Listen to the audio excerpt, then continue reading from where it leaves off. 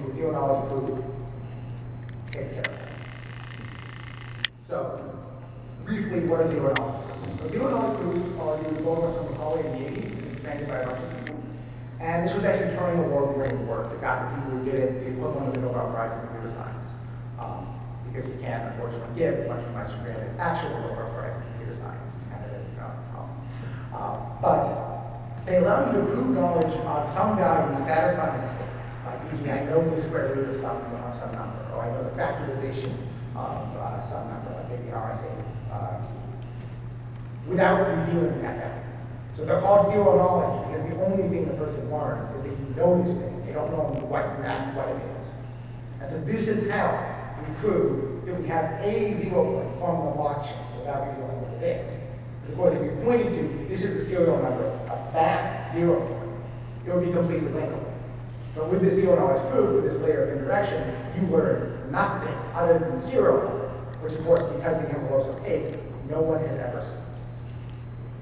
So this works reasonably well for a prototype system. It takes about a second to make one of these coins. It takes about half a second to create the proof when you spend it, and another half a second to verify. This is from a prototype implementation we have of the modified version of the Bitcoin D client, which we should be releasing sometime in June. The problem with both of these things, though, is that the proofs are a little large. They're about 40 kilobytes right now. And we have some ways to fix that, which are interesting.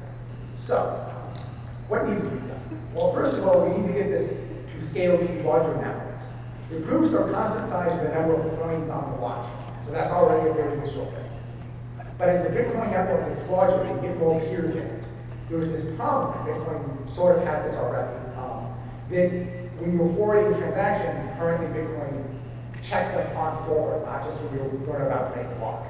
And so that adds a propagating delay from node to node to node. And people want to actually reduce the time that takes. So getting faster with the CPSA algorithm and such. I believe this work is mainly really forward looking at the current problem. It is a problem with ZeroCoin. ZeroCoin, of course, because the proofs take so much longer to verify, actually exacerbates this problem to the point where we get an issue now. Luckily speaking, the only reason Bitcoin does this, to the best of my knowledge, is to prevent people from flooding the network with those transactions. It's a health of the network thing.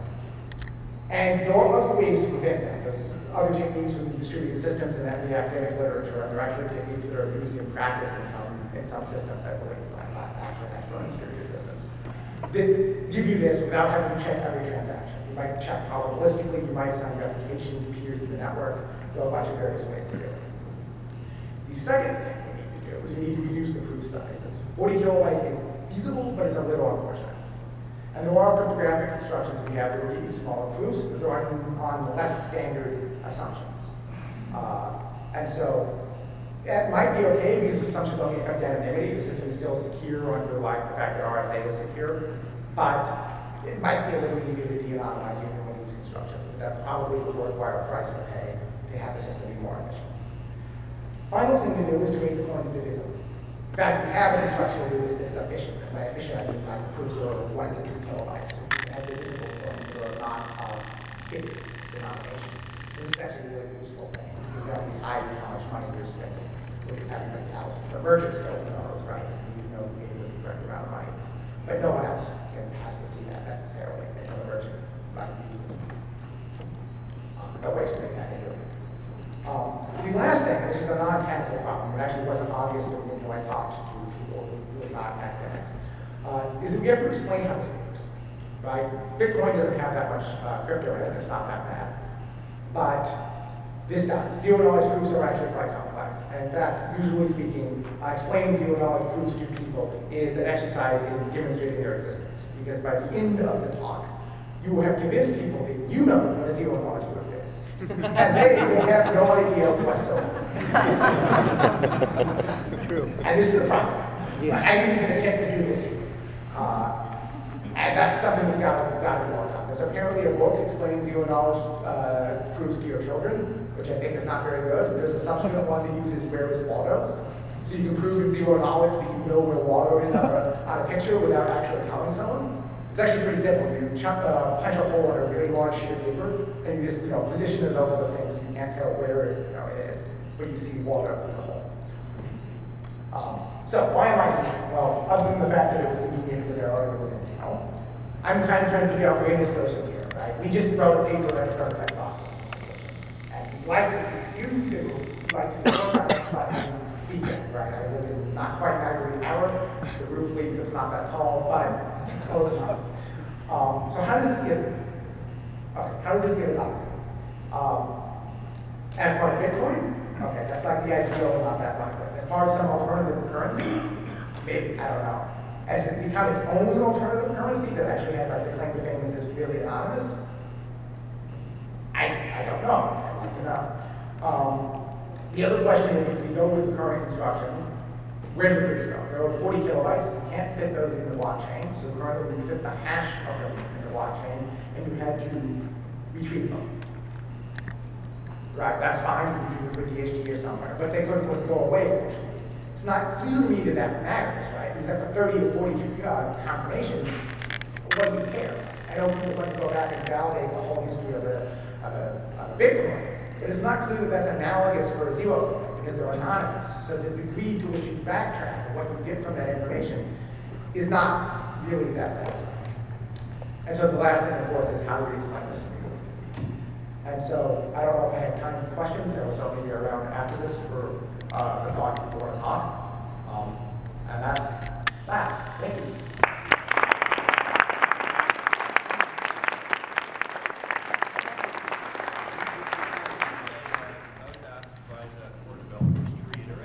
ZeroCoin isn't coming anytime soon to Bitcoin itself. Yeah. But it's also working really exciting to see happen. But you know, you need pre-orders to make it more performance to get it within Bitcoin itself. Yeah, that's a perfectly reasonable point, and we didn't like. Yeah, if that ever happens, it's a very long way out. Yeah, you know, ultimately, just so many people are so excited, but let's just make it clear. But yeah. Thank you. Yeah, I'll leave that to the top right here for later.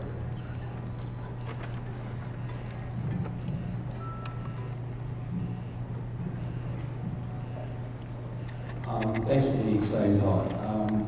What do you expect the demand for ZeroCoin or laundering in general to be both in the short and long term? I'm not entirely clear on that. Of course, it depends on where Bitcoin is used. If it gets used in sort of real-world transactions, I'd say that the ability to de-anonymize people goes up. This is a lot more information. But conversely, my intuition is that people who are using it in real-world transactions on a daily basis, if it's like more common, care about privacy probably, but they don't think about it. They're not really aware of the issues. So it's sort of a balancing act there. I guess that was long term. In the short term, it seems from people's interest in the thing that there was a degree of excitement to it.